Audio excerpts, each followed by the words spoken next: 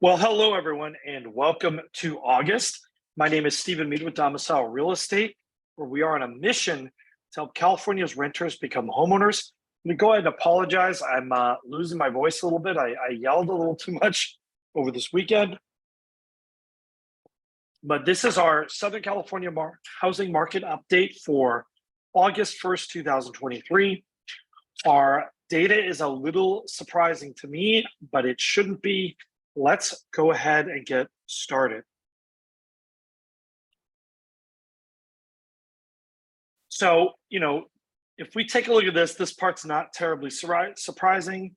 We are seeing a little bit of a rise in inventory. We are still way, way down versus where we were last year, right? We're looking at really, I think, close to 50% declines, I think, in most of these categories, right?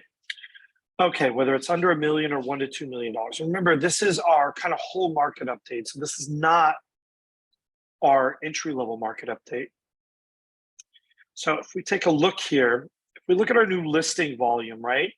Really, that's just never materialized in the way that it existed last year. From the beginning, look at this. From our low point, right, the beginning of the year, over every 2-week period where we're getting approximately, we're going to go ahead and say maybe 1,800 new homes under $1 million. Look at how our spring ramped up. It did 2,000 new homes every 2 weeks under $1 million in LA and Orange counties. Look at our $1 to $2 million category, right? Where are we here? Maybe like 850, 900. Where do we end up? Just over 1,000. Like, we never really had a big kind of hump. This graph normally has an interesting shaped curve, right? It's like a hump as we go through the summer, and that's just never happened. It's like we just never got past that early spring listings hitting the market. And if we look at our new escrows in the last 2 weeks, those kind of bottomed out and they've rebounded a little bit. Why? Interest rates, of course. We saw a little bit of relief on those. If we look at our absorption rate, what does that do? Predictably, that shoots it up. We are over 80% under $1 million. We are over 70%, $1 to $2 million. Those are still sellers market type numbers. Maybe not a hyper sellers market as we've seen in the past, but still very strong sellers market numbers if you are priced right and have the right thing for sale. This is where the news is a little surprising. Now,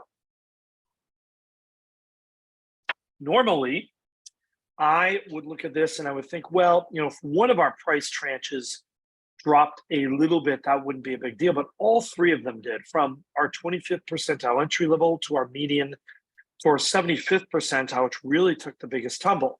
Now, understand that these are based on data that is 4 to 6 weeks old on average. Why?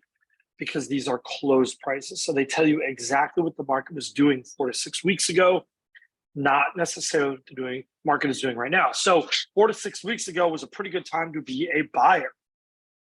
And look at this. This is a pretty big decline here in 75th. Here in the median, it's a little less clear, right? This almost looks like we just took out those gains. Same thing here on the 25th percentile. Really, if you were to just draw a line here, you kind of see where we end up, just kind of smooth that hump out a little bit. If you look at our percent still active, that's actually been growing under $1 million. That actually means the market has been steadily getting, since April, a little less competitive. What is that? I do think that is kind of that interest rate burnout.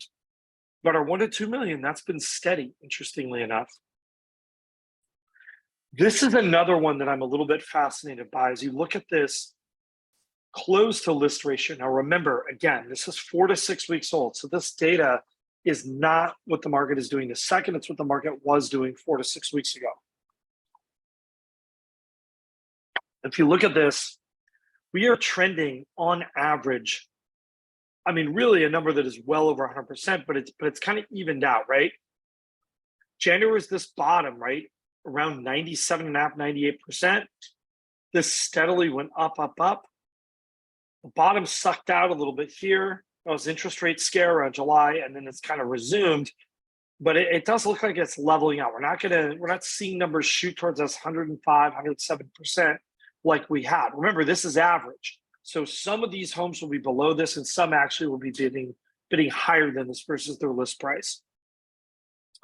If you look at our days on market, though, that data is actually showing a little bit more of a competitive market. So I'm always fascinated when we've got a couple sets of data that are not always showing the same thing. And I've got a little bit of a theory about what's going on. In fact, I'm going to talk about that a second before we go to our three-way. So one of the things about this data that we look at is that you also have to look at things in sort of the fourth dimension. And what I mean by that is time. These statistics do not all move at the same pace. These are not market indicators that move at the same time. So sometimes there are delayed reactions to things. Why are there delayed reactions? Market data, human behavior, logistics, right? Just getting into escrow, right? Even if I told you homes had dropped by $100,000, right? That would be a stimulus to demand. Not everybody would be under contract in the next week, right? It wouldn't happen instantaneously. So, sometimes you see a little bit of a timing adjustment. I think that's what we've got going on here, is some of this data is showing where the market was 4 to 6 weeks ago. Some of it is showing where the market is. And, hopefully what we're really always trying to predict, right, is where is the market going? What are things going to look like in the next couple of weeks, at least in that short run? This days on market for new contracts, this says really where was the market 2 weeks ago. If we go to our three-way chart here, this one makes me feel a little bit more comfortable. Why? When we chatted 2 weeks ago, I was very concerned about this kind of growing disparity, right? And that was caused by both pricing and interest rates. Well, both of those items have eased. What's happened is that payment index has dropped down, rents have stayed the same, and it's closed this gap a little bit. And you can see that this level of gap is not entirely out of the ordinary. Not like it was here where we were at that sort of 20% gap between the growth of rents and the growth of payments on median single family homes. This really is kind of that backstop that shows you is the market being just insane and showing no rationality, or are there limits to this, right? Is there a limit to how far these can move apart? I think there is a finite limit. We don't always know exactly what that is. And finally, if we look at our prevailing mortgage rates, we just kissed 7% here, and then we've eased off of those a little bit in the high sixes. As you saw the news last week, the Fed decided on another quarter-point rate increase for the prime rate, or the Fed funds rate.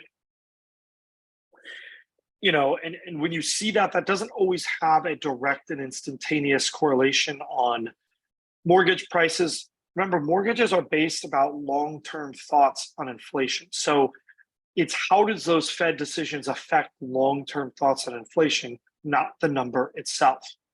Anyhow, I know it's a little bit of a shorter update. I'm really struggling to kind of get the words out for you guys here. But as always, thank you for watching. Questions and comments, we love them. If you are looking to buy or sell a home here in Southern California, namely Los Angeles and Orange counties, we would absolutely love to help you with that. Definitely reach out to us and let us lend you our expertise.